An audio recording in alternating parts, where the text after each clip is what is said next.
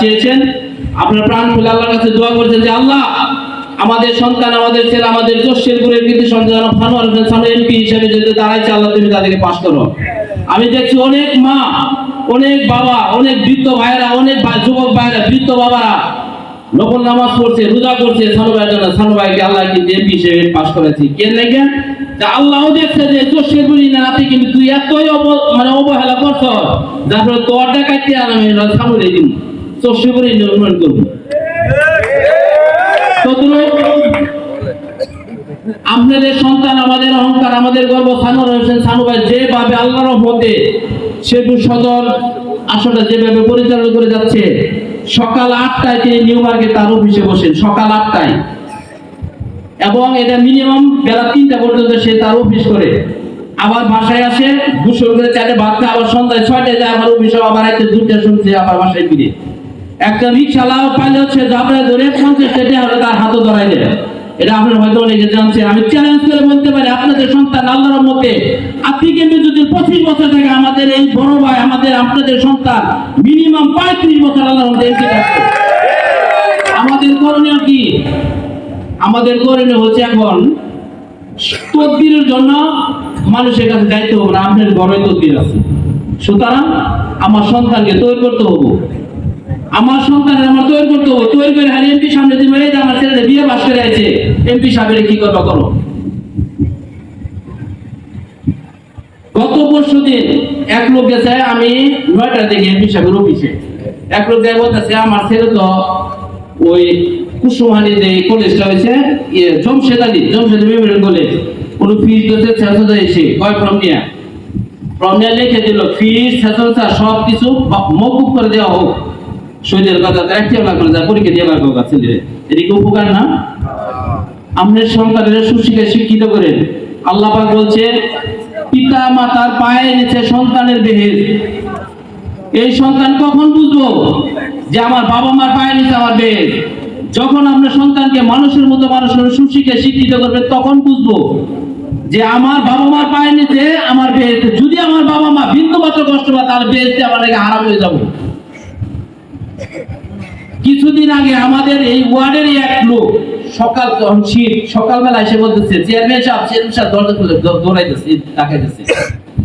আমি কেন উঠছি তো আমার 100 টাকা দিন। আমি কে আমার পোলা রাত্রে যে আমার কানের মধ্যে চর মারছে, সারা রাত কানের ব্যথা, আমি ঘুমাবার বাড়ি নেই। নাম করলে আমরা সবাই চিনবে, নামটা কইলাম না। আমগর সাবেক 2 নম্বর ওয়ার্ডে লোকটা আর কিছুদিন পরে মারা গেছে। যে আমার 100 টাকা দেন, আমার ছেলে রাতে আমার চর মারছে, হাইরে কান্দন, ওর কান্দ দেখে আমার কান্দে সালে কই কি রে সন্তান বাপের কানের মধ্যে চর মারছে, বাপ সারা রাত ছটফট করছে ব্যথায়, সকালবেলা আমার কাছে আইছে আমার 100 টাকা দেন, আমি ব্যথা করি কম। ওরে যতটুকু আদর যত করাতে হবে করছে, ওর সন্তানের যা কিছু করাতে হবে তাই করছি আল্লাহর রহমতে। ওর সন্তানের শিক্ষা দিছি। কিন্তু ওই বাবা যদি ওর সন্তানের ছোটবেলা ঈদের ভাড়া বা তুই ওই অটো চালাবার না দিয়ে যদি বই আর খাতা দিয়ে দিত, তাহলে এই দৃশ্যটা কিন্তু ওই বাবারা দেখতে হইতো না। আমি আপনারা যারা আপনারা উপস্থিত সবার কাছে অনুরোধ করবো, আজকে দেখেন এই চোষের ইউনিয়ন শুধু অনেক জায়গায় আছে, খালি এটা আমার ইউনিয়ন আমার ওয়ার্ডে দোষ দিলে হবে না। যে সুদের কমদমা ব্যবসা, ছেলে জুয়া খেলা, বাবাও জুয়া খেলা, নেশা করে হিরোইন খা, গাঁজা খা, সবকিছু মিলে এমন একটা অবস্থা হয়েছে। আমাদের মেয়াদ ভাই বলছে যে একটা সংসারে যদি আর ছেলে হয়ে থাকে, ওই বাবার জন্য, ওই বাবার দুঃখের জন্য ওই সন্তানই যথেষ্ট। তা আমি আজকে যারা আপনারা উপস্থিত রয়েছেন, রিজিকের মালিক আল্লাহ, রিজিকের মালিক আল্লাহ। আমরা সুদের ব্যবসা বন্ধ করে 5 লক্ষ টাকা সুদের দরকার নাই, ওই 5 একর জমি নিজেরা রেখে মেনে রাখা দরকার না। আপনার একটা সন্তান আছে, একটা সন্তানের মানুষের মতো মানুষ করে। আজকে আপনি যুব বয়স আছে, আপনি দেখবেন যখন আপনার বয়স 50 বা 60 হয়ে যাবে তখন আপনি হিরে যাবেন। আজকে ওই সন্তানটা যদি মানুষ করেন, তখন ওই সন্তানটা যখন ওর মুখে 1 মালা ভাত দিব তখন মনে করবো যে আমার বাবা এবং মা খাইছে কিনা, আমার বাবা মারে খাওয়া সেরে তারপরে আমি খাবো। আজকে আমরা যদি আর মুরগি পালি, আর ছাগল পালি, আর হাঁস পালি, আর গরু পালি, আমি মনে করি যে আমার সন্তানের সাথে আমরা ওদের মূল্যটা বেশি করি। কারণ মুরগি আমার গরু উঠছে কিনা উঠছে আমি খেয়াল করি, 5টা ছাগল আছে, ঘরে উঠছে কিনা উঠে আমি খেয়াল করি। আমার সন্তান যে রাত 10টা বাজে সন্তান যে নাই, সেই খেলা আমরা কেউ করি না। যদি প্রত্যেক বাবা মা করতাম, তাহলে আজকে সন্তানের এই যে আজকে বাবা মার এই দৃশ্য দেখতে হইতো না। বাবা মা চর, বাবা চর খায়, আরেকজনের গাইতে বলতো না সারা রাত আমি ব্যথায় ঘুমাইতে পারি নাই, আমার 100 টাকা ওষুধ খায়।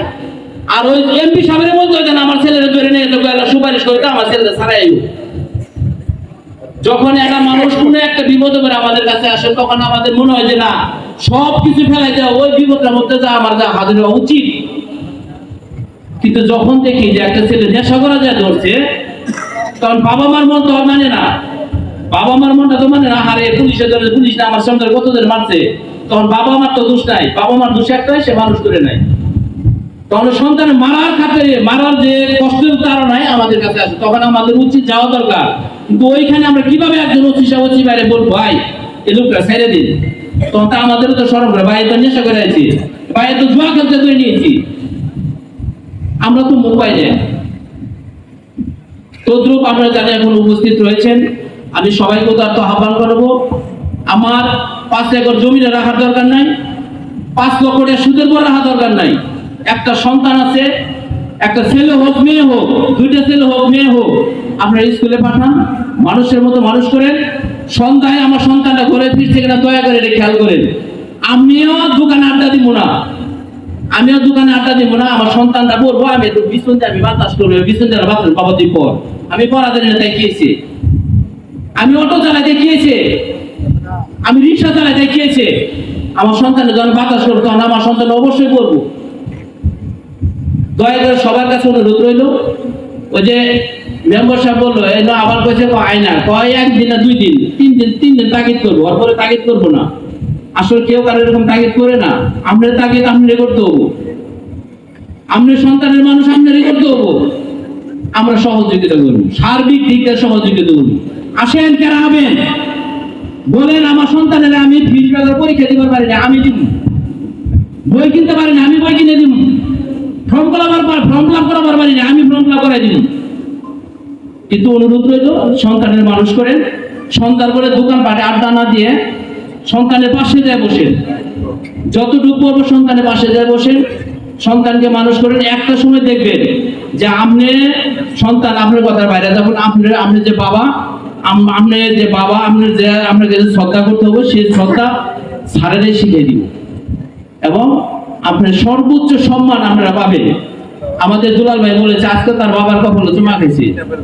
আমার বাবা মা দীর্ঘ 3 থেকে 4 বছর বিস্তার করে আছে, যতটুকু পারছি আল্লাহর রহমতে সেবা করে গেছি। আজকে আমাদের এমপি সাহেব, এমন কোন রাত নাই বাবা মা চাচা যতদিন হাসপাতালে ছিল আমি দেখছি এমপি সাহেবের বাইরে ঢুকাই দিয়েছে। তারপর তো আমরা আগে হাসপাতালে গেছে, বাবারে দেখছে, বাবার সাথে কথা বলছে সাইরা, তারপরে সে বাসায় গেছে।